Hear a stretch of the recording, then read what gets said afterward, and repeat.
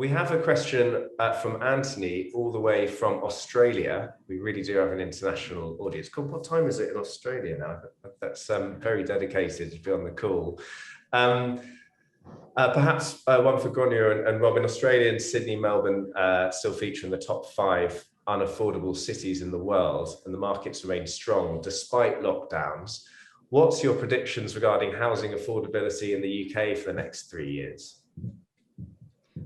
We've already seen that in the data. So the affordability rates have actually stayed relatively steady because we are actually seeing earnings growth at the same time in the UK, and we look at household income. Now, we know that earnings growth can rise even while some people are maybe losing their jobs due to furlough, because it only really recognises people who are in work.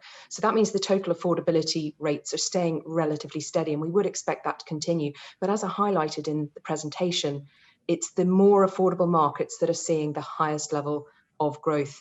But because wages are rising in line with that, the actual affordability rates are staying relatively steady. Can I cheat slightly and go back to our initial point as well in the previous question about houses? I would just say that we did have a stamp duty holiday during the whole of the last 12 months, and people could make bigger savings on bigger purchases. You know, you could make up to £15,000 savings, up to 500,000.